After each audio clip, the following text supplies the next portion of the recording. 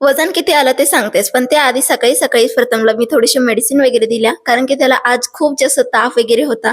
तो काही कमी झाला नाही, त्यामुळे संध्याकाळी मी त्याला हॉस्पिटलमध्ये नेलं. येताना आहे ना खूप उशीर झालता, म्हणून बाहेरच आज चीट डे सेलिब्रेट करून 1 प्लेट शेवपुरी खाऊन आली. त्यावरच माझं डिनर कंप्लीट केलं. घरी येताना थोडेसे फ्रुट्स वगैरे घेऊन आलते. केळी तर त्याला खूप जास्त आवडतात, पण यावेळेस मी त्याला काही केळी वगैरे दिली नाही. ॲपल आणले त्या ठिकाणी. पण तुम्हाला खरं सांगते, संध्याकाळी मी त्याला बोलत होते, "तू काय खाणार, काय नाही?" तो ॲपलला हो म्हणाला. त्यानं आज काहीच खाल्लेलं नव्हतं आणि मी फक्त ॲपल कट करू आरेपर्यंत प्रथम लिटरली झोपी गेलेला होता. हे बघून मला खूप जास्त वाईट वाटलं. म्हटलं दररोज याला मला झोपावं लागतं आणि आज तो स्वतःहून झोपलाय.